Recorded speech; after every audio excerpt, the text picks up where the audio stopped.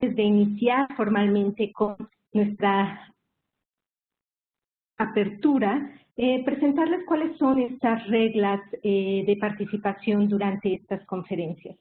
Todas las personas asistentes tendremos silenciado nuestro micrófono durante la conferencia, durante la exposición de los diferentes panelistas, y la apertura será criterio de cada participante, puede ser cerrado también. La persona que desee participar con preguntas o comentarios deberán de hacerlas a través del chat o a través de levantar la mano. Y las preguntas y comentarios en el chat también serán dadas en grupos por las personas moderadoras. Se responderán en preguntas de 5 preguntas o comentarios hasta que tengamos el fin de esta sesión. Sin duda, uno de los grandes temas que estamos muy contentos de poder iniciar el día de hoy son estas conferencias en el marco del mes del orgullo LGBTI. Garantizar el derecho a la salud requiere una sociedad libre de discriminación. Entendamos a la salud como este estado completo de bienestar físico, mental y social, y no solo como la ausencia de enfermedad, como un derecho para todas las personas. Para alcanzar este nivel de bienestar, no solamente es necesario garantizar el acceso a una asistencia sanitaria de buena calidad, sino también tener entornos que favorezcan en cada etapa del desarrollo y que se adopten por las personas estilos de vida saludables, que puedan libremente decidir sobre su cuerpo y su salud. En todo el mundo hay personas que se enfrentan con barreras para acceder a estos servicios de salud, que si bien pueden variar dependiendo del contexto geográfico, hay una barrera que se mantiene presente en todos los contextos: la discriminación a las que se enfrentan determinados grupos de la población. Las personas lesbianas, gays, bisexuales, travestis, transgénero, transexuales e intersexuales en México se enfrentan al estigma y a la discriminación, tanto en la sociedad en general como en el sector salud en particular. La discriminación, que suele empezar desde el entorno familiar y acompaña a la persona en su formación académica e incide en las oportunidades laborales y en los resultados en salud. Para nadie es ajeno que, pese a los avances, para las personas LGBTI sigue siendo más difícil alcanzar este completo nivel de bienestar físico, mental y social al que llamamos salud. A la discriminación por identidad de género y orientación sexual suele agregarse además otras condiciones que potencian la falta de acceso a la salud. Las poblaciones LGBTI con discapacidad, en comunidades indígenas o población migrante, enfrentan desafíos adicionales que limitan aún más el disfrute de sus derechos. Es por ello que la Secretaría de Salud reconoce que es necesario tener esta visión integral de salud basado en las personas y en las comunidades, en el cual las barreras que enfrenta la población LGBTI se vean visibilizadas y sobre todo atendidas. Es compromiso nuestro combatir el estigma y discriminación en los servicios de salud por orientación sexual y contra las personas que viven con VIH. Visibilizar las necesidades de salud y favorecer la atención sin discriminación hacia mujeres lesbianas y bisexuales.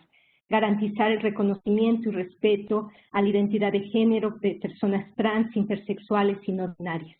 Estos principios se han impulsado en el protocolo para acceso sin discriminación a la prestación de servicios de atención médica de las poblaciones LGBTI, que deben de pasar de ser un documento y aterrizarse e implementarse en cada servicio de atención a la salud.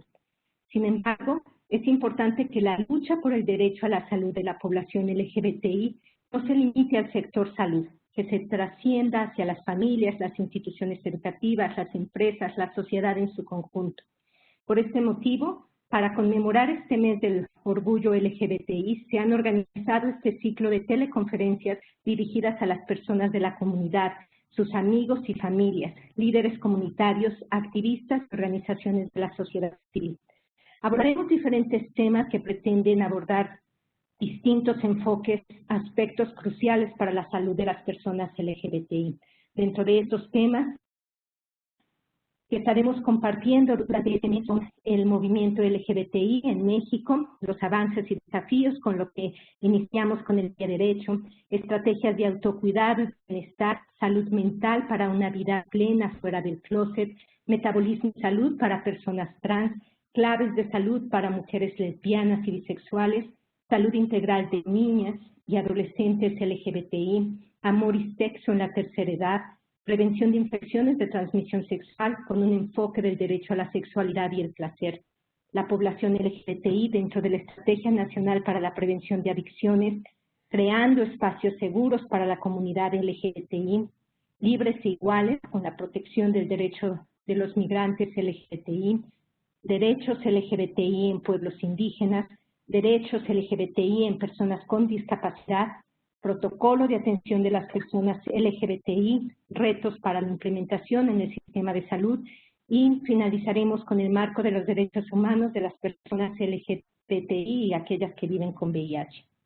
Hoy agradecemos el trabajo colaborativo de las organizaciones de la sociedad civil, las agencias internacionales, la CNDH, los organismos nacionales, instituciones educativas, servicios estatales y federales de salud para la realización de esta serie de teleconferencias.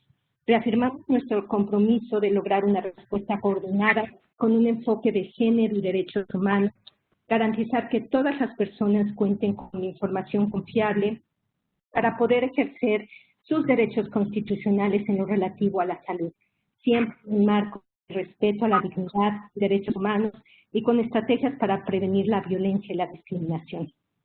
Para la primera charla, quiero darle la más cordial bienvenida al doctor Jorge Alejandro Saavedra López, que nos hablará sobre el movimiento LGBTI en México, avances y desafíos. El doctor Saavedra actualmente es el director ejecutivo del Instituto de Salud Pública Global de AHF en la Universidad de Miami y embajador global de salud pública para la Fundación de Atención Médica del SIDA. Ha sido gobierno de la Asociación de Proveedores de Servicios de Atención en SIDA. Ha sido también miembro del Comité de Estrategia del Fondo Mundial para la Lucha contra el SIDA, la tuberculosis y la malaria, representando a las ONGs de los países en desarrollo, miembro del Comité Ejecutivo Red Gay Latino y del Comité Directivo NPACT, Red Internacional Activistas del VIH y Hombres Gay. El doctor Saavedra es médico de la Universidad Nacional Autónoma de México, con 2 maestrías, una en salud pública y otras en políticas de gestión de la salud, ambas de la Universidad de Harvard. Ha sido director general del Programa Nacional contra el SIDA de México, donde fue la primera persona abiertamente gay en lograr un puesto de alto nivel dentro del Gobierno Federal de México. También ha sido director general adjunto de Planificación e Innovación en la Secretaría de Salud de México y desde los tiempos de Jorge como jefe del Programa Nacional contra SIDA en México, cuando llegó a través de un concurso abierto basado en mérito, estuvo a cargo de lanzar el Programa de Acceso Universal a Antirretrovirales en 2003. La primera vez que un país en desarrollo lo hizo completamente con recursos nacionales. Tiene varias publicaciones relacionadas, principalmente con economía del VIH-Sida y las últimas también en respuesta global a enfermedades emergentes. Sin más preámbulos y agradeciendo nuevamente la participación del doctor Jorge Saavedra, le cedo la palabra. Pues muchísimas gracias por la invitación, por esta oportunidad de dirigirme a todos y a todas ustedes en este mes del orgullo y por el tema al que me has invitado y sobre todo desde el CENSIDA, una institución a la que quiero mucho y llevo en el corazón. No podía decir que no, sino que tenía que buscar toda la forma para decir que sí, y tal vez si no me hubieran invitado, yo hubiera estado insistiendo en que me invitaran.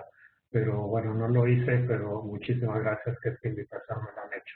Entonces voy a abordar este tema que me han pedido que aborde.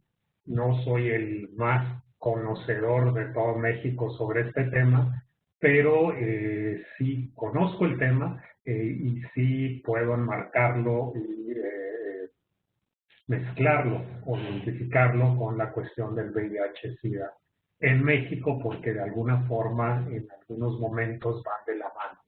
Entonces, me van a pasar una serie de diapositivas desde allá, que es sobre el movimiento LGBTI en México, avances y desafíos, y empezaría con la primera, que es una diagrama, que ¿me pueden pasar la primera, por favor? Creo que tienen el control por allá.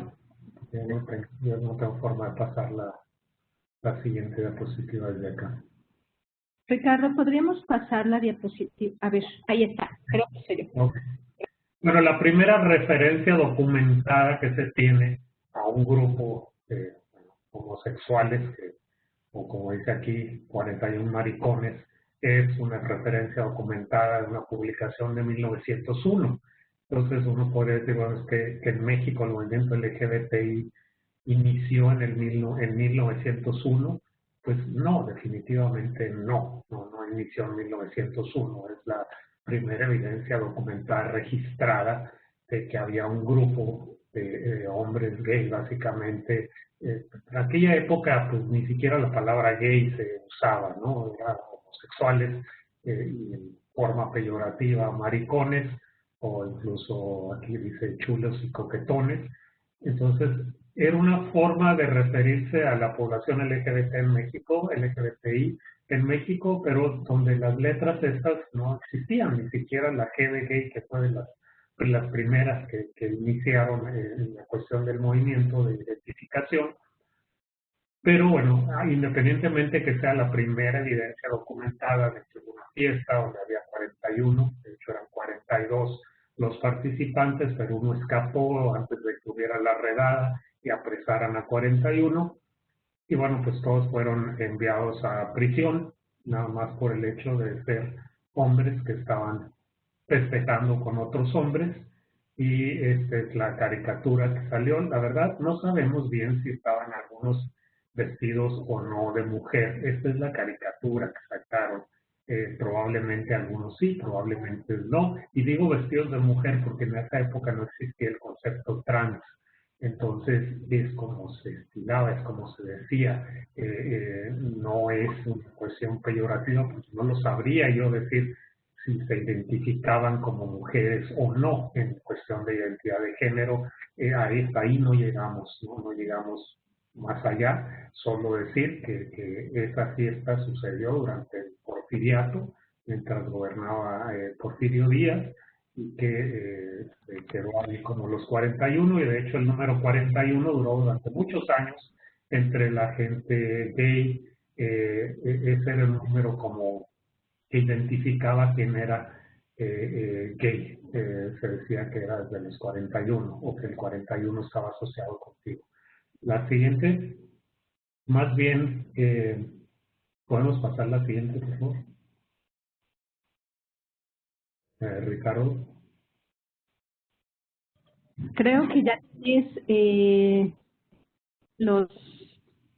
la parte de presentador arriba. No. Si no, si me pasan otra vez el control para yo irla pasando, por favor, Ricardo. Está ahora en la diapositiva número 3. Gracias.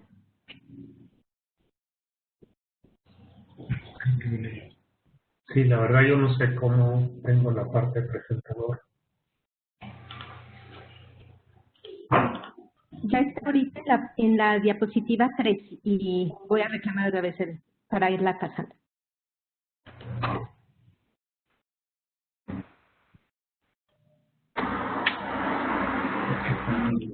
Okay, ya. Bueno, en México realmente el movimiento LGBT, que también no se la llamó LGBT en un principio, ¿no?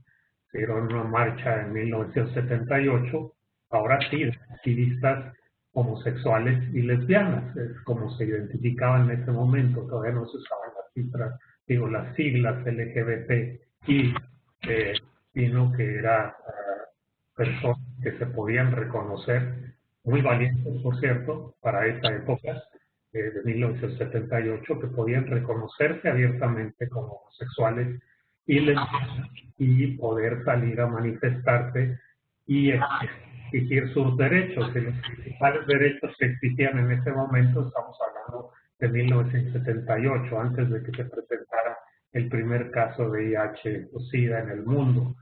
Es decir, alto a la represión, alto a las racias, alto al acoso social, alto a que les hicieran redadas en sus sitios de reunión y que no los dejaran vivir en paz, alto a que les cerraran cualquier tipo de oportunidad, alto a que los corrieran de su trabajo por ser abiertamente o aparentemente homosexuales y lesbianas.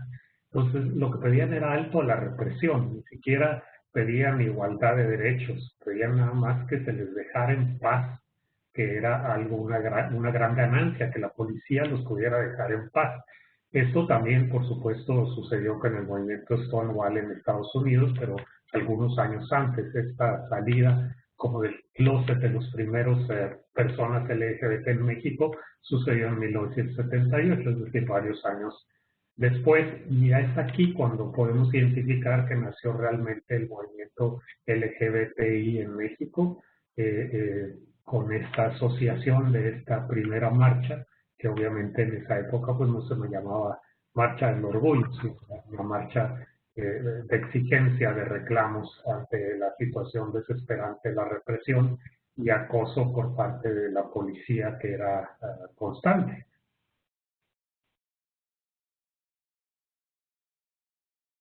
A ver si lo puedo cambiar yo ahora. Sí.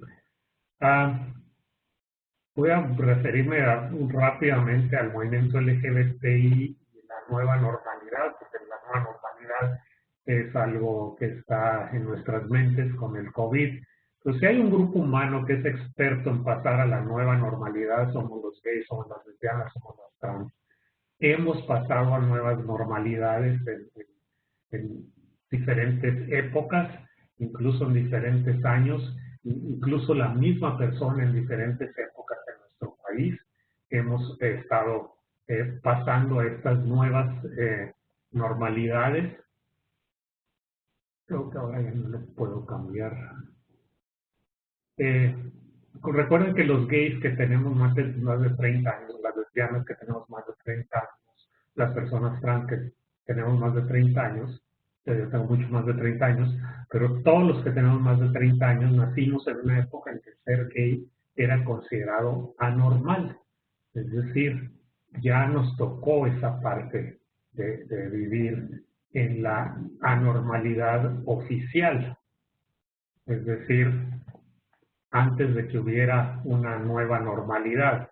La antigua normalidad para muchos de nosotros, o la antigua anormalidad para muchos de nosotros, empezó, y la nueva empezó de la normalidad cuando salimos del closet interno y empezamos a meternos en bares, en discotecas gays, para anormales, porque así se los consideraba, como decía Monsiváis, era para entendidos, era una palabra que solo entre la gente gay de esa época entendíamos, que éramos entendidos. Es decir, te decían que eras entendido, estabas asumiendo que eras gay, pero no decías la palabra gay, sino que estabas entendiendo.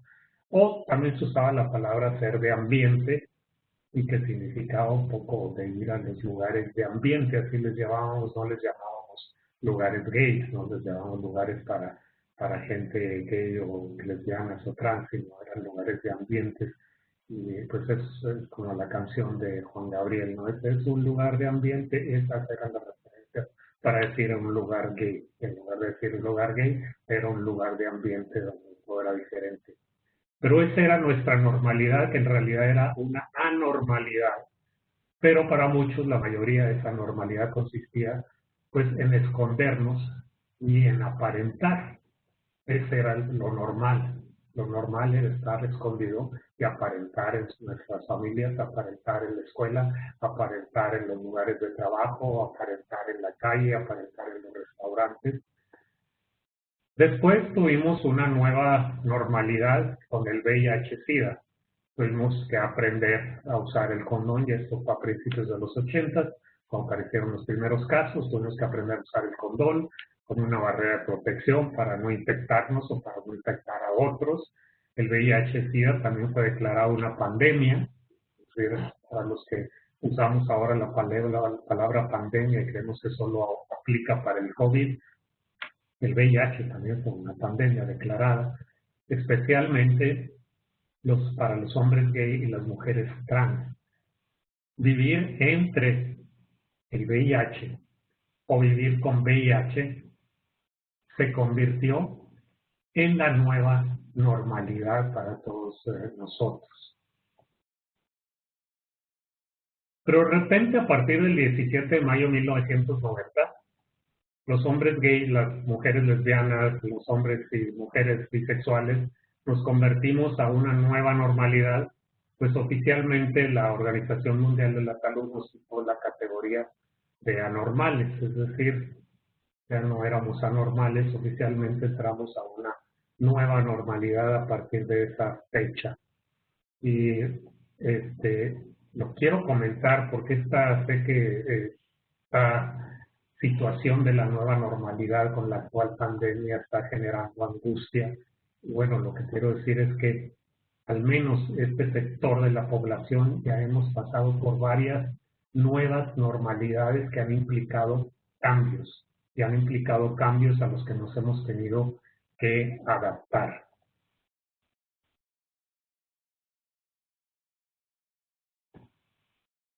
¿Qué pasaba a finales del siglo XX con el movimiento LGBTI?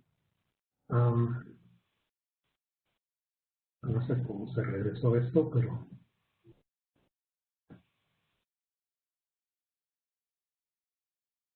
Creo que no se están pasando. Si gustas, me puedes ir diciendo y ya las voy cambiando yo.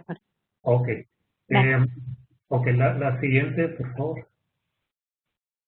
Bueno, ¿qué pasaba ya a finales del siglo XX con el movimiento LGBTI y el SIDA? Pues, ¿qué encontramos a finales del siglo XX, ya a finales de los 90, especialmente en el 96-97? Que no había que mencionar para no estigmatizar, es que no había que mencionar a los gays en su asociación con el SIDA, con el VIH, ni al VIH-SIDA con los gays, es decir, no había que asociarlos, había una demanda de grupos LGBT o de grupos gays o de grupos de la diversidad sexual que no querían que esa asociación se hiciera porque se estigmatizaba. Se estigmatizaba asumiendo que cualquiera que era gay tenía SIDA, o al revés, que cualquiera que tenía SIDA, o VIH por supuesto, era gay. Entonces empezaron los grupos a presionar especialmente al antecesor del SIDA, que era el CONASIDA, para que no estuviera usando ese lenguaje porque muchas de las campañas en los 80, a finales de los 80, se fueron específicamente para distribuir condones, no por parte del gobierno, sino triangulando a través de organizaciones de la sociedad civil y enfocado a la comunidad gay. Pero entonces la comunidad gay, no la comunidad, algunos grupos gay quisieron que no se asociara, que no hubiera esta asociación, insistieron mucho y fueron muy exitosos, al grado de que después nos dimos cuenta pues, que lo que no se menciona no se visibiliza y se oculta, y lo que está oculto no recibe presupuesto, es decir, fue contraproducente, yo creo, esta situación, porque el VIH no es que uno lo quiera asociar a las personas de diversidad sexual, o a hombres gay o a mujeres trans, sino que es el virus el que se asocia por el tipo de prácticas, no por lo que la persona sea, sino por la práctica sexual que se tiene.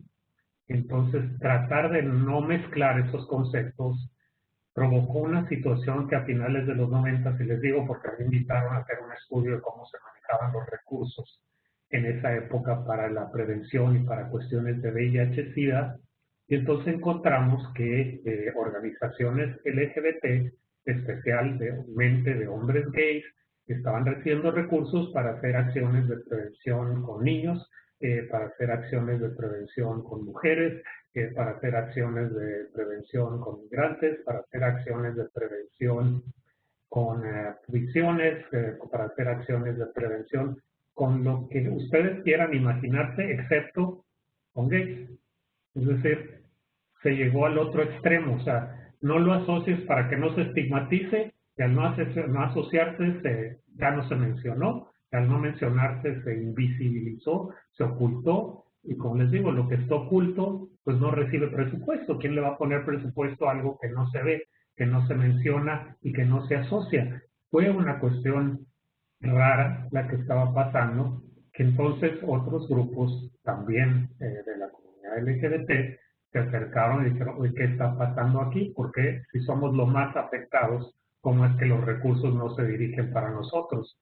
Bueno, porque otros grupos habían presionado en el sentido contrario anteriormente para que no se les asociara. Pero esta asociación no es una asociación institucional, es una asociación epidemiológica a las prácticas, no a las personas, sino a las prácticas. Pero esta situación se dio y fue muy rara. Entonces después los mismos grupos tuvieron que luchar en sentido contrario. Destinan recursos para prevención del VIH en población, ya se empezó a usar el concepto de hombres que tienen sexo con hombres, y después ya vino los movimientos de mujeres trans, dijeron, pero también mujeres trans esas no entran en el concepto de hombres que tienen sexo con hombres, porque lo que queremos es ser reconocidas como mujeres. Entonces, bueno, obviamente la prioridad ya se empezó a dar a entender que tenía que ser, no es que los otros grupos y las otras poblaciones ya no tuvieran riesgo de VIH, pero sí que había grupos prioritarios a los que había que darle prioridad en materia de programas, de acciones y de recursos para prevenir. La siguiente, por favor. Ya en este siglo XXI, muchas cosas anormales se volvieron la nueva normalidad para el movimiento LGBTI. Es decir, ya en este siglo XXI hay muchas cosas que avanzaron muy rápido a nivel internacional, pero también a nivel de México. La siguiente, por favor. Por ejemplo, pues como vimos, la antigua normalidad era una marcha de protesta contra la represión, contra la policía, contra el acoso policial, y ahora la nueva normalidad en este siglo empezaron a hacer las marchas del orgullo, es decir, a festejar un orgullo que antes estaba reprimido, que antes estaba acosado, que antes estaba perseguido.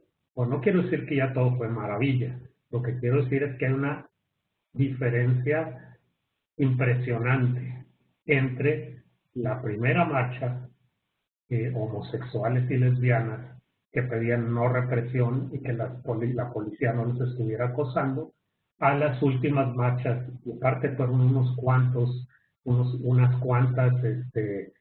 valientes que salieron a marchar, creo que fueron como 80 personas, algo así. Algunas de las personas todavía viven y siguen siendo activistas, y me cuentan lo que sucedió en esa primera marcha. Y bueno, obviamente las últimas marchas del orgullo en la Ciudad de México pues, son multitudinarias, son festivas, son de orgullo, se abordan muchos temas, no quiere decir que no se toquen los derechos, por supuesto que también se habla del acceso a derechos, se habla del tema de la prevención del VIH, se habla de muchos otros temas, que esa es la nueva normalidad para nosotros, que pasamos de esa antigua normalidad a esa nueva normalidad. La siguiente. Obviamente en este siglo XXI ya muchas cosas anormales se volvieron la nueva normalidad, incluyendo matrimonios de personas del mismo sexo. La siguiente. Lo que antes, en 1901, de la antigua normalidad, que con ese nombre se enviaba a prisión, en la nueva normalidad, con ese mismo nombre, pues usa para homenajear. Entonces, ya los significados, incluso de las palabras, empezaron a cambiar. La siguiente. Ya más recientemente, todavía en el 2012, había manifestación para que la Organización Mundial de la Salud quitara la transexualidad de la categoría antigua de anormalidad. Y en el 2018, apenas hace 2 años, la transexualidad ya es parte de la nueva normalidad. Es decir, estos avances hacia una nueva normalidad los hemos pasado muchas veces y ha habido que adaptarse. Lo único es que estas nuevas normalidades normalmente han sido cosas positivas, pero las que ha habido que empezar a adaptarse no solo como miembros de estas minorías, sino también para el resto de la sociedad a reconocernos que existimos y como somos en igualdad de condiciones o en igualdad de derechos. La siguiente. Entonces, con esto del COVID-19, y es que es imposible no hablar del COVID-19 si estamos en el mes de junio de 2020, y aunque estuviéramos en el mes de mayo, tal vez en enero no estaríamos hablando del COVID-19, pero ahorita es imposible dejarlo o ignorarlo por lo que estamos pasando actualmente. La siguiente. Entonces, aquí el regresar a la nueva normalidad LGBT, pues es algo, por ejemplo, a algunos les suena como que eso significa usar mascarilla, que ahora se va a tener que usar mascarilla. La siguiente. La siguiente. Bueno, no quiere decir que usar mascarilla en la nueva normalidad, haya que usar mascarillas de arcoíris para adaptarse a la nueva normalidad. La siguiente. Regresar a la nueva normalidad, eso suena como a Susana distancia en el metro, y obviamente sí, pero no así como estaba sucediendo. Seguramente habrá que regresar a otro tipo de nueva normalidad, la siguiente, donde la Susana distancia esté intermedia y pueda provocar beneficios a la salud ante la cuestión del COVID-19. La siguiente. Entonces, pero ¿cuáles son los nuevos desafíos del movimiento LGBTI?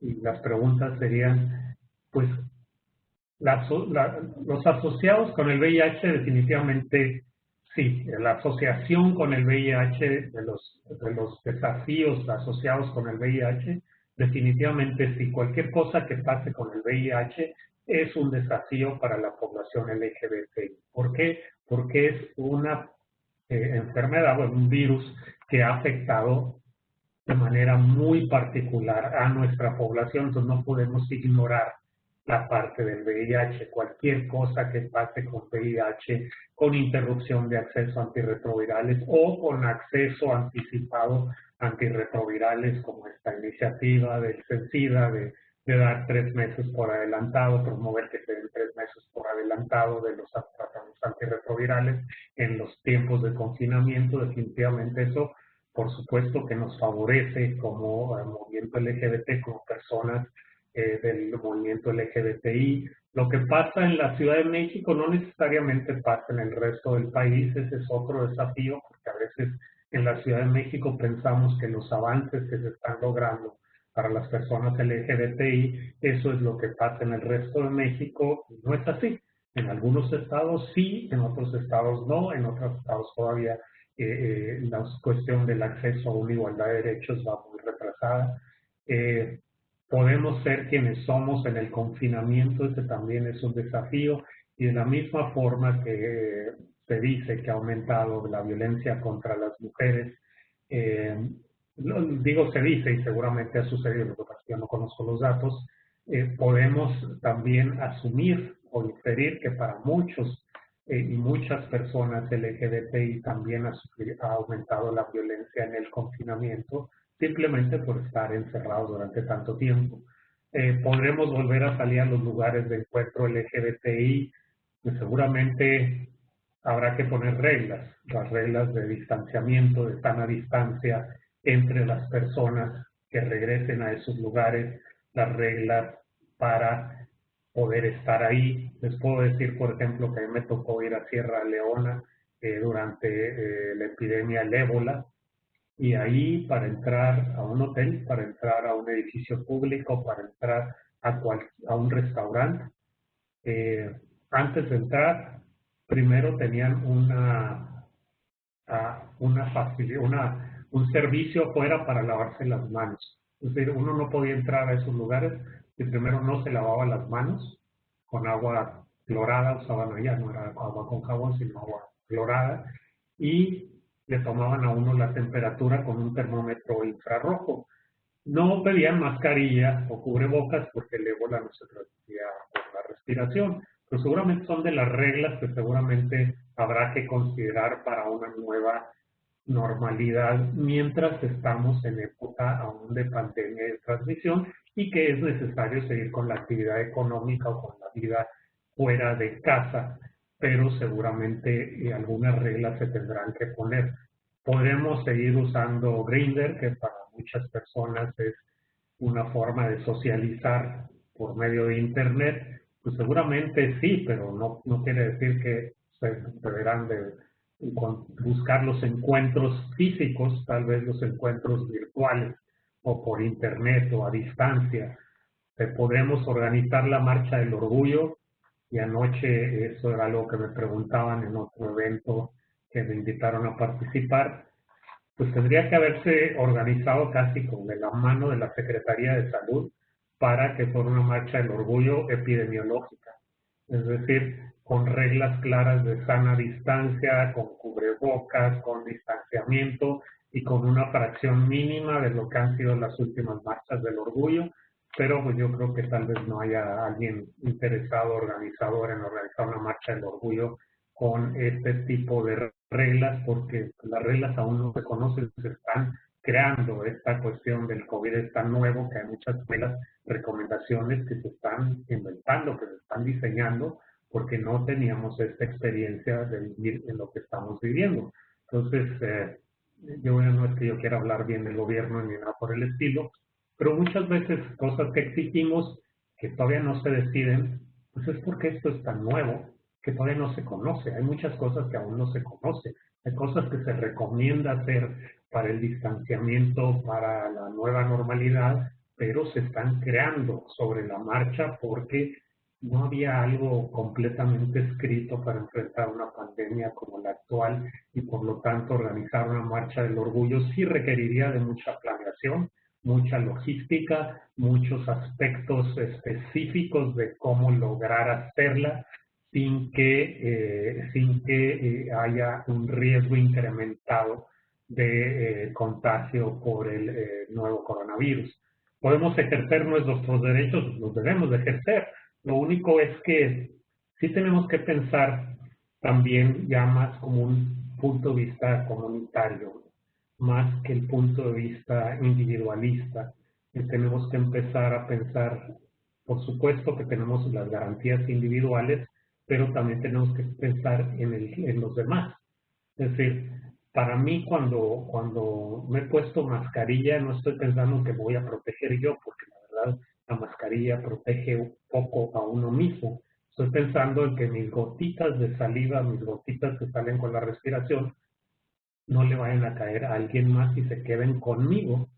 Entonces, este tipo de pensamiento comunitario, eso es algo que es otro reto, otro desafío, porque no es que se vayan a quitar las garantías individuales, pero el pensamiento de la población siempre tiene que ser, al menos en estos momentos que no hay un tratamiento efectivo contra el COVID, como sí lo hay para el VIH, en que no hay una vacuna, ahí no hay para el VIH, pero tampoco hay para el COVID, que no hay algo claro médico que pueda demostrar que esto ya se contuvo, hay que seguir ciertas reglas que son aplicables igualmente para cualquier otra población que no es de la comunidad LGBTI, pero específicamente en el movimiento LGBTI tenemos que aprender a adaptarnos, ¿no? Sin sufrir las consecuencias, pero sí podernos adaptar a esta nueva realidad que no solo es de México, porque no solo en México están sucediendo cosas buenas y cosas malas, cosas que no se sabían, cosas que no salieron como lo esperaba, está pasando en todo el mundo y eso debemos de reconocerlo y entonces tener que adaptarnos a esta nueva normalidad, pero no es imposible adaptarnos a una nueva normalidad porque ya nos hemos adaptado en el pasado a muchas nuevas normalidades cuando antes vivíamos en cuestiones anormales o de antiguas anormalidades. Yo hasta aquí lo dejaría y dejaría la posibilidad de interactuar con el resto de los participantes Muchas gracias, hasta aquí lo dejo. Muchísimas gracias, Jorge. Extraordinaria exposición. No sé si haya alguno de los participantes que quisiese preguntar directamente y levantar su mano o bien a través de el chat. En el Inter tengo ya algunas preguntas que nos hicieron favor los participantes de mandar justo por vía chat. Y es hacia dónde debemos de dirigir los esfuerzos en términos de los mensajes para ir reforzando a la comunidad LGBTI. Sí, yo creo que es importante abordar dos partes, ¿no? Una es la parte del tratamiento médico, de la no interrupción del tratamiento médico y de hacerse la prueba de detección del VIH, y la otra es la parte de la prevención, ¿no? Yo creo que todavía hay un gran reto de incrementar la detección, pero incrementar la detección no es solo una cuestión de gobierno, sino que es una cuestión de convencimiento.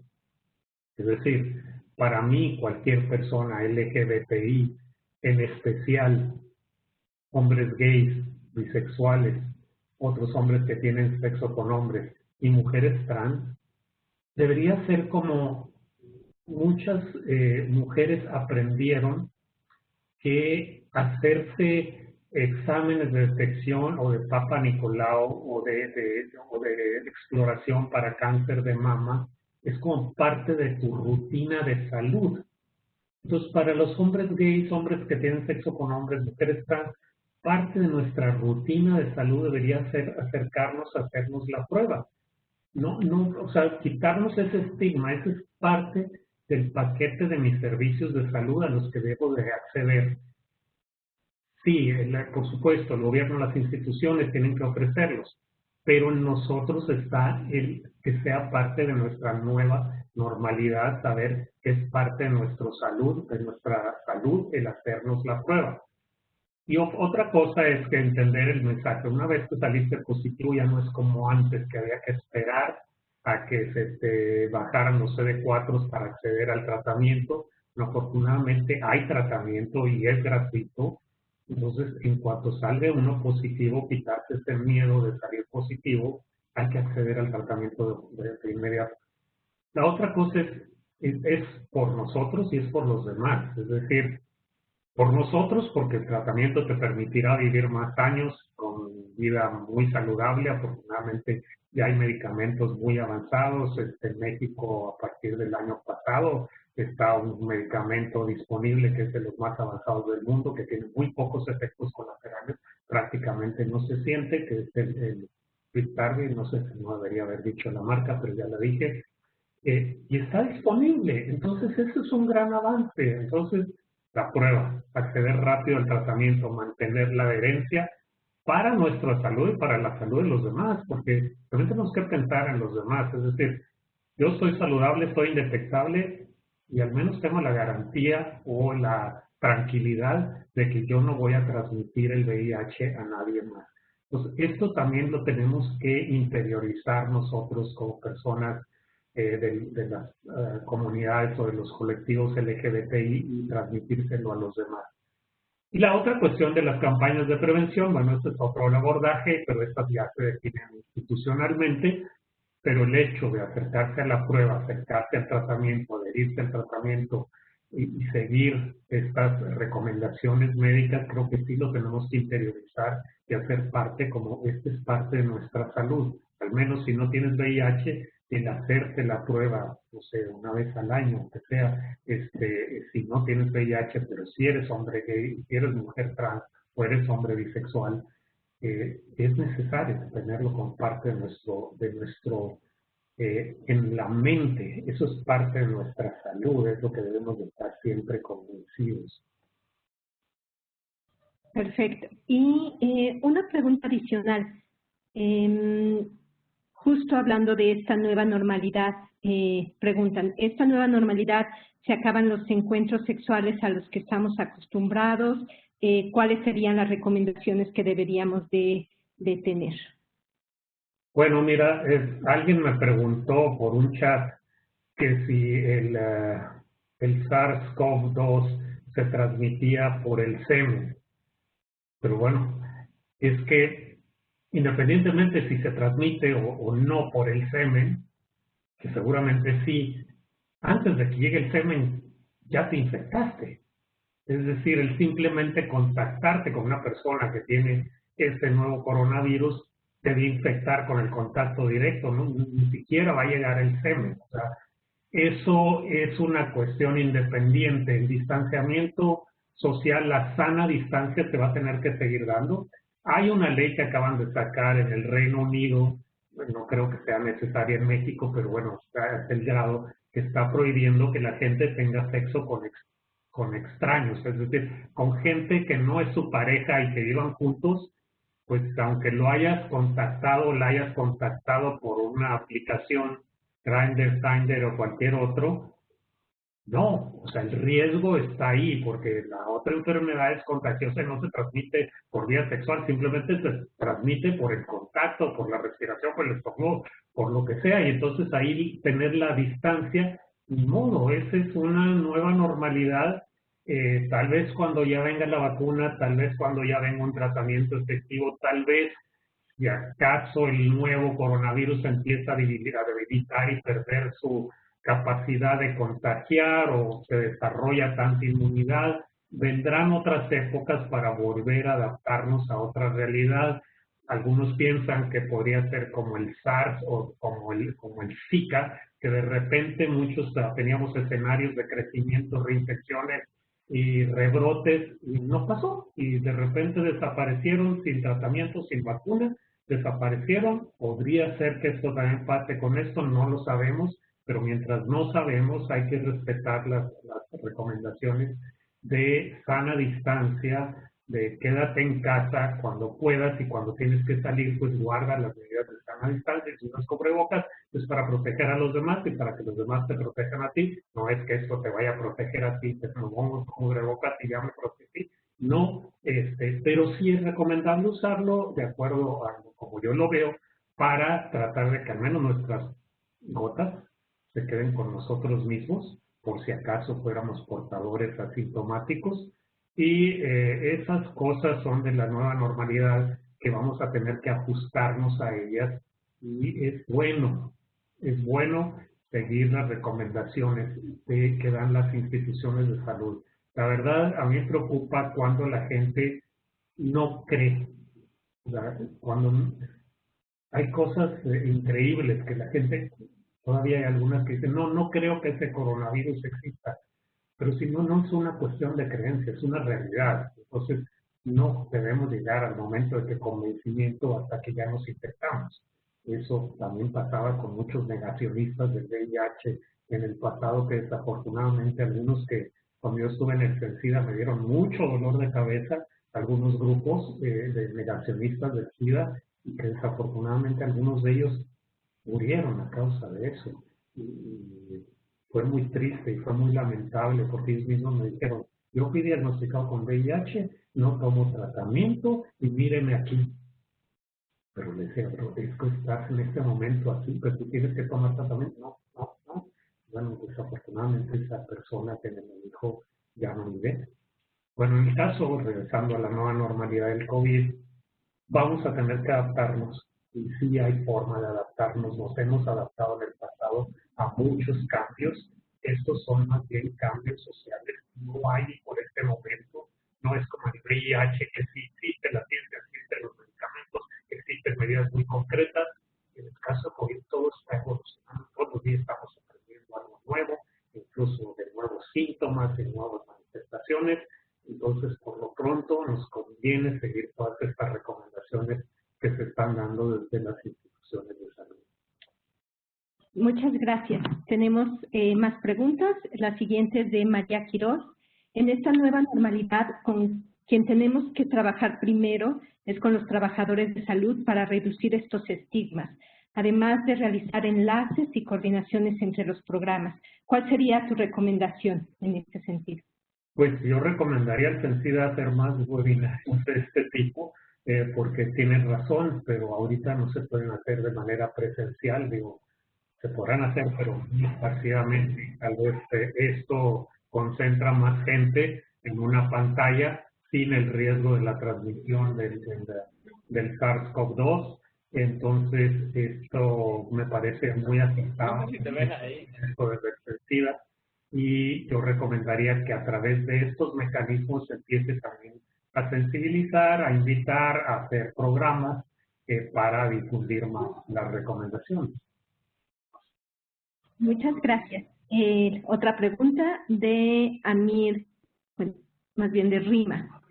En Twitter y WhatsApp siguen invitando a reuniones privadas en lugares de encuentro. ¿Qué les dice a estas personas sin estigmatizar? También siguen invitando a ceremonias o cultos. Definitivamente lo único que puedo recomendar es que ya no lo sigan haciendo. No hay forma de prohibirlo, pero realmente enviar mensajes. Miren, no los insulten, porque si los insultan los van a bloquear y van a seguir con eso, y lo único es que ya no nos vamos a enterar que lo siguen haciendo. Hay que de manera positiva o incluso amable decirles que ya no lo hagan.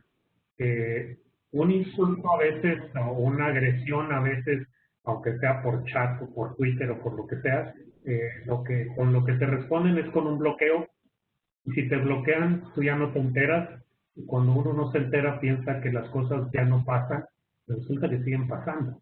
Entonces yo recomiendo a seguirlos invitando a reflexionar y a insistirles en que no hagan ese tipo de invitaciones, no en este momento. No es una cuestión de juicios morales, es una cuestión de juicios de salud pública, es una cuestión de epidemiología, es una cuestión de que hay un virus que está infectando, que es contagioso, y que es mejor mantener este tipo de medidas de sana distancia. Perfecto. Y esa va relacionado con otra pregunta. Dice, doctor Saavedra, su opinión en relación a la seguridad que debe de tener el personal de salud y la estrategia de sana distancia. Sí, yo creo que actualmente ya se conocen las estrategias.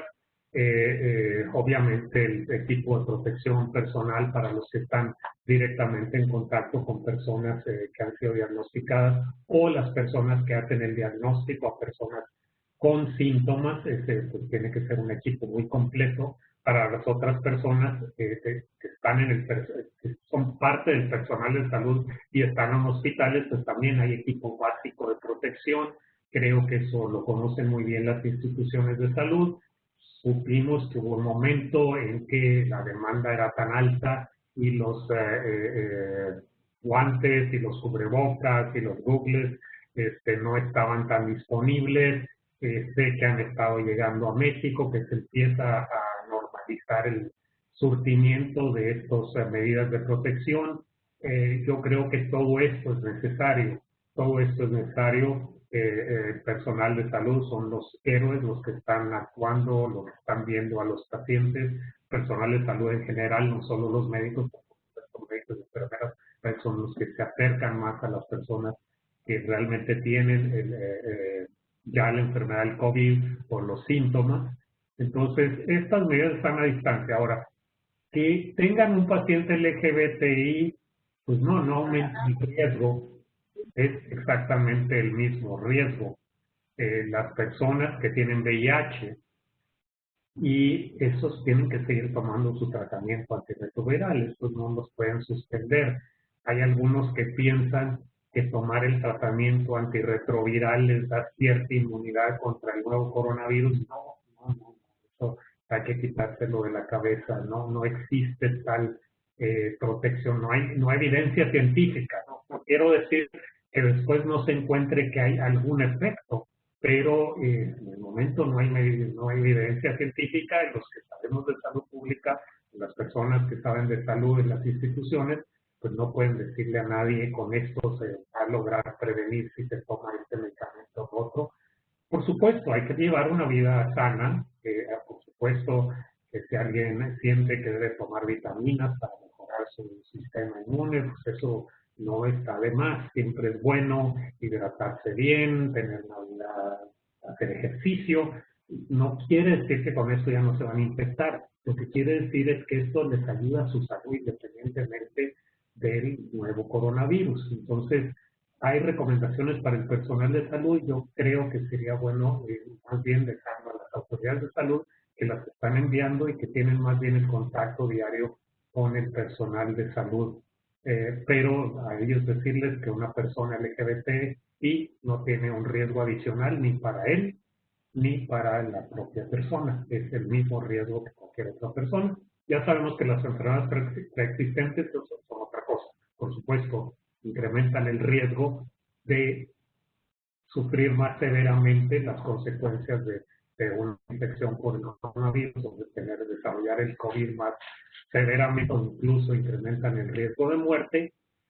Pero en el caso del VIH podría ser también, ¿no? Entonces, no lo quisiera dejar de lado porque pues algunas personas tendrán los CD4 muy bajos y entonces es una cuestión inmunológica disminuida y por lo tanto el riesgo está ahí también.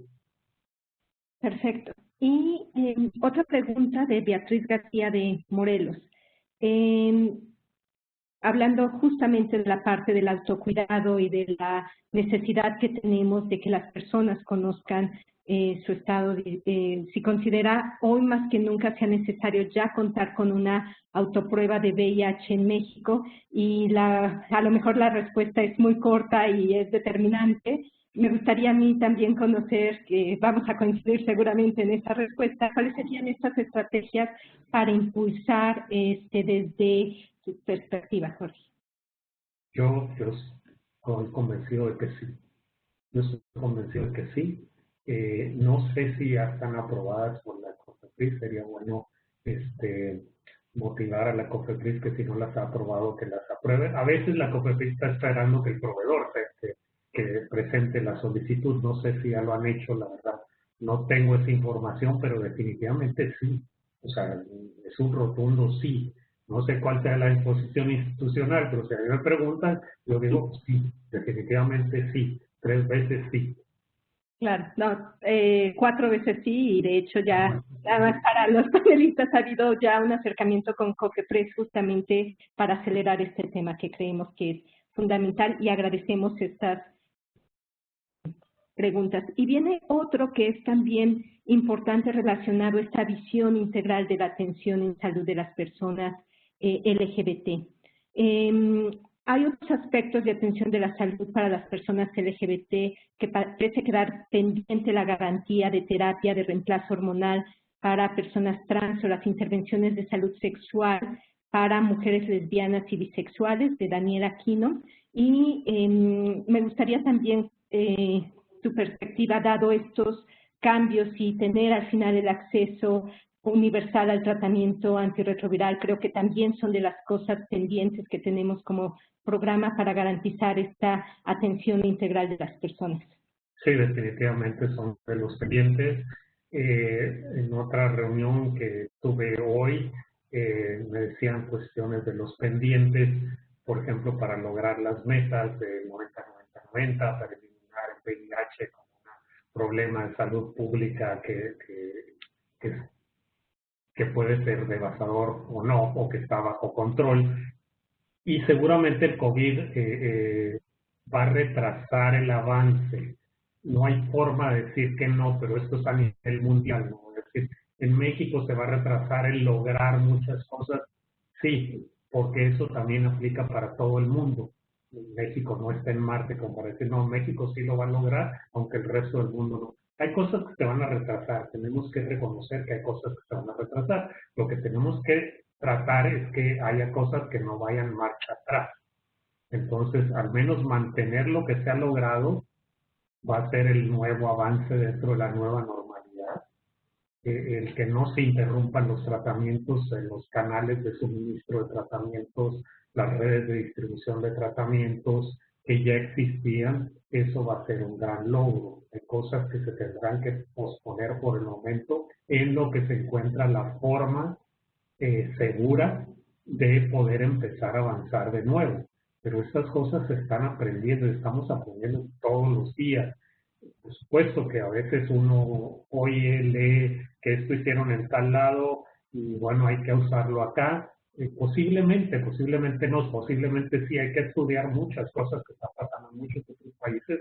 Tenemos que estar aprendiendo todos los días de nosotros mismos, de lo que se hace incluso en los diferentes estados, de lo que se hace en diferentes países del mundo, para tratar de adaptarnos. Entonces, esto también de los logros, que no se vayan atrás, pero también en el sentido de avanzar a algo óptimo de terapias integrales.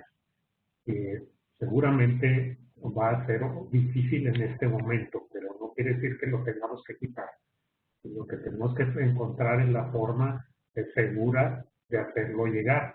Y por eso es que se inventó el concepto de cuestiones, lo que son intervenciones esenciales o actividades esenciales que no pueden detenerse porque se pone en riesgo la vida, se pone en riesgo diferentes cosas que son esenciales.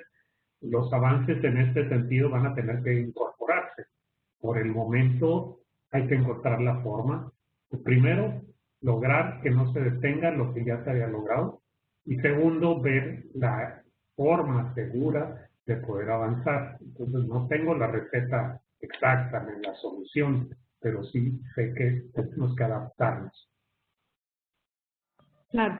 Tengo otras preguntas también. Y bueno, nada más retomando esta parte brevemente de la terapia hormonal, creo que vale la pena las personas que nos contacten, sería increíble poder seguir en este seguimiento, en esta parte de la estrategia de triple optimización que logramos, el tener la optimización del tratamiento antirretroviral, ahora también tratamiento para hepatitis C, y creemos que el siguiente paso es justamente esta parte de terapia hormonal. Entonces, vamos a tener una sesión específica para hombres y mujeres trans y nos encantaría que volvieran a participar, por favor, en este punto. Y la pregunta es de H. Hola, tengo dos dudas. Una, soy una persona seropositiva y por el tema de la pandemia tuve que revelar mi estado de salud al lugar donde trabajo para así poder ir a casa. Si yo no quisiera revelarlo, porque es mi derecho, ¿no sería bueno incidir en estos casos? Y también incidir en el tema de la prevención de la violencia, ya que la comunidad LGBTI en temas históricos hemos sufrido estigma y discriminación, aparte de nuestra diversidad, ahora sería por nuestro estado de portadores. Siendo yo lesbiana, visible, a mí no me representa una similitud con VIH ni en prevención, cuando ni siquiera existe o se hace incidencia en visibilizar métodos de barrera para nosotros. Sí, definitivamente estoy de acuerdo. Ahora yo creo que la cuestión de la incidencia la tenemos que hacer a través de medidas como esta, de los webinarios, de medidas a distancia, pero por supuesto también la cuestión de la salud mental de las personas con VIH es algo muy importante en esta época en que todo el mundo por el confinamiento se enfrenta a situaciones de problemas de salud mental, simplemente porque se altera completamente nuestras vidas. Esta situación de un diagnóstico o de tener que decir lo que uno tiene, desafortunadamente lo va a tener uno que hacer porque hay una razón para que se le pueda permitir estar en casa. No hay otra forma. También tenemos que aprender, así como salimos del closet de la orientación sexual, tenemos que aprender a salir del closet del VIH.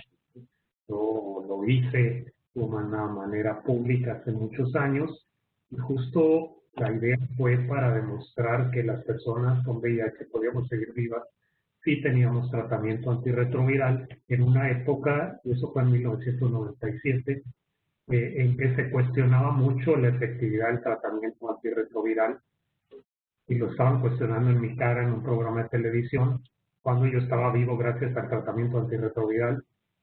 Y lo tuve que decir públicamente, ¿no? Me costó trabajo, sí, pero también personas que van a necesitar que se apoye a la familia. Porque a veces no es tanto la angustia personal, sino la angustia de la familia. No, a veces sí por el rechazo y el estigma, pero en muchas otras ocasiones es por el miedo que no saben qué hacer. Entonces, esta información a la familia son nuevas cosas que tenemos que empezar a adaptar para poderlas lograr acceder a distancia. Pues seguramente muchos programas de sensibilización, de concientización y de información se van a empezar a tener que desarrollar para tenerlas en YouTube, en línea o incluso en vía directa, pero son nuevas cosas que pues, vamos a tener que empezar a aprender a desarrollarlas y sí están resultando urgentes. Totalmente de acuerdo. Y otra pregunta, en su opinión, ¿cómo se deben incorporar la medicina alternativa? Y en el caso de pruebas, en mi opinión, debería de ser bajo una vigilancia institucional y no a la venta en farmacias. Mira, las pruebas, supongo que están refiriendo a las pruebas de VIH. Las pruebas, estas ya, valga la redundancia, están bastante probadas. Ya se han hecho ensayos, estudios en muchos países del mundo sobre la efectividad de las pruebas y cómo se pueden lograr hacer. Estas que se autorizan para hacerse autopruebas ya han sido probadas en muchos otros lados. No es necesario pensar que esto no se puede cuando ya se ha demostrado que sí se puede. Por supuesto, tal vez la gente que se haga una autoprueba debería tener ahí un número telefónico al cual llamar en caso de que tenga alguna duda. Eso yo creo que sí sería muy útil. Si sale reactivo la prueba, llame a este número para que le brinden mayor información.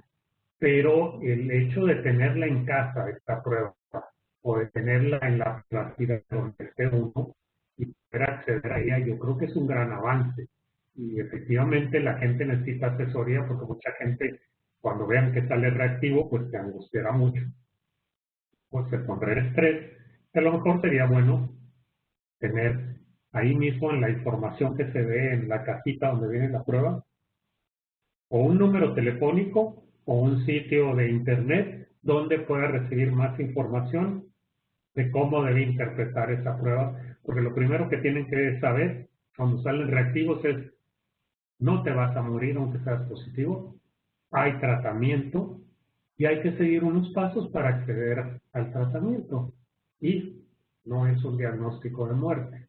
Entonces, este tipo de información yo creo que es bueno dar y seguramente la estrategia para poder lanzar ya abiertamente las pruebas de autodiagnóstico deberá encontrarse la forma de que sea que el proveedor o las instituciones de salud tengan o un número telefónico o un sitio de internet donde la persona que sale positiva, que sale reactiva inicialmente, pueda llamar para que disminuirle la angustia y para recibir más información sobre los siguientes pasos que tiene que dar.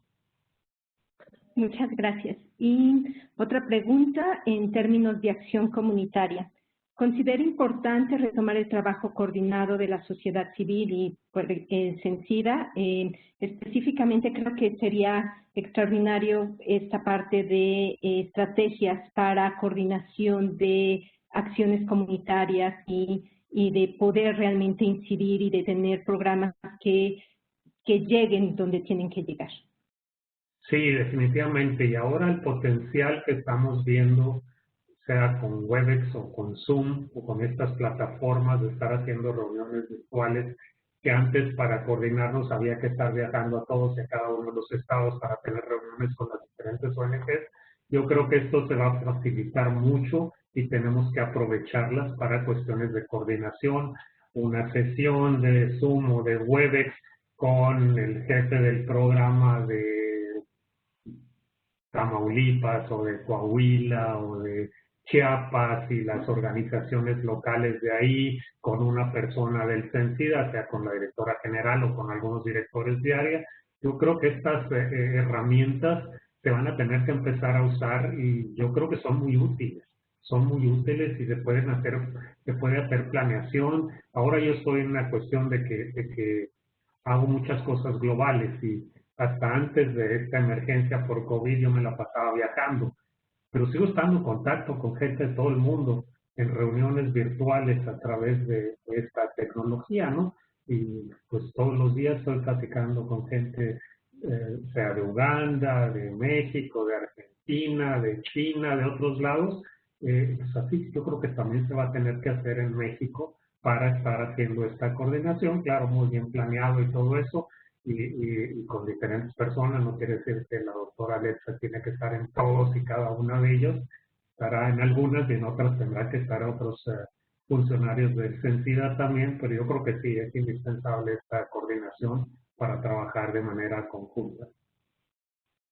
Perfecto. Y hay una pregunta: ¿cuáles son las estrategias que quedaron a cargo de Sensida para garantizar el abasto de antirretrovirales en todos los sistemas de salud? Esa, con mucho gusto, la contesto yo en términos de estrategias puntuales. Estamos teniendo coordinación dentro del CONACYDA y se están teniendo reuniones de abasto con los vocales del CONACYDA, con las diferentes instituciones, y también hemos creado un email, sobre todo durante esta época del COVID, que está en nuestras redes sociales, pero es VIH-COVID-19 @salud.gov.mx, para cualquier duda, pregunta o necesidad que lleguen a tener cualquier persona, que nos los hagan saber, justo para garantizar estas acciones. En las siguientes reuniones, inclusive, ya tenemos una coordinación con los subsistemas de salud, que creemos que es importante como parte de esta integración. Pero aprovechando a nuestro ponente, me gustaría conocer algunas otras estrategias en términos de acciones globales. Creemos que es fundamental un pilar de la garantía del abasto para una continuidad de tratamiento, y también para aquellos con diagnósticos que se puedan vincular en inicios tempranos de tratamiento. Sí, hay que estar vigilantes del abasto de antirretrovirales, sobre todo donde se están produciendo, porque a veces en México solo se empacan, pero en realidad se importan, sea el medicamento completo o las sales para armarlo en México. Es importante estar vigilando cómo se está dando el abasto desde su origen, desde su producción. Muchos países, no tanto México, pero muchos países en vías de desarrollo dependen de la producción que hay en la India. La India, su epidemia de SARS-CoV-2 está creciendo muy importantemente, ya casi llegaban, creo que esta semana, a los 300,000. No sé qué acciones estén tomando en la India. Eso podría impactar en la producción y abasto de antirretrovirales para muchos países.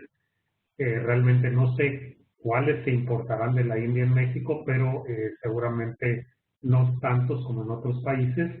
Estar vigilando estos abastos y producciones, yo creo que sí es conveniente para no tener sorpresas de repente, que alguien que le estaba vendiendo al gobierno de repente le diga: pues fíjate que tuvimos este problema de abasto y ya no lo tenemos. Yo creo que en este momento los riesgos con la reapertura económica de las actividades económicas a lo mejor no son tan altos, pero depende cómo vengan los rebrotes, si es que hay rebrotes debidos a la reapertura económica y algunos países dan marcha atrás. Pero yo creo que sí es importante tener esta cuestión, creo yo, ni modo, porque tengo muchos amigos en la Organización Mundial de la Salud, pero que la Organización Mundial de la Salud no está asumiendo ese rol de coordinador global de los abastos de medicamentos, del acceso a los medicamentos. Se le está escapando de las manos, realmente no tiene el poder de controlar eso. Alguna petición que había hecho México en materia del G20 para que la ONU tuviera un rol en materia de acceso a diferentes, claro que era relacionado con el COVID-19, pero esto de estar monitoreando lo que pasa en otros países, yo creo que sí vale la pena para evitar una sorpresa para México, ¿no? Es decir que, oye, de repente ya nos enteramos que en algunos estados de Estados Unidos escasea el Biktarvy, pues seguramente va a impactar a México si eso está pasando. No he escuchado nada de eso. Es un ejemplo completamente hipotético, pero estoy muy de acuerdo que vigilar el comportamiento global de los insumos es necesario para evitarnos sorpresas y poder estar preparados. Muchísimas gracias. Son las preguntas y comentarios. Hay muchas felicitaciones. En serio, estamos sumamente agradecidos por tu tiempo, Jorge. Piden también que se sigan haciendo los webinars, entonces lo que queremos es cada día habrá una sesión durante todo este mes, pero después de esto vamos a continuar con temas de salud. Estamos convencidos de que es importante este acercamiento, este diálogo, porque un programa se trabaja a partir de las personas y las comunidades y bueno, agradecer nuevamente tu participación, el acompañarnos esta tarde en esta primera sesión para celebrar con nosotros el mes del orgullo LGBTI. Agradezco también a todas y a todos los asistentes.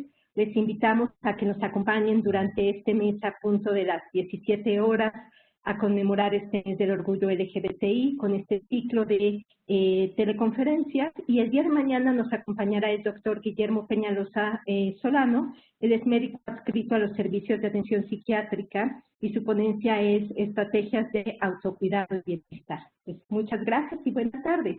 Muchas gracias por la invitación y saludos a todos y a todas del otro lado. Muchas gracias a todos. Hasta luego. Gracias. Hasta luego.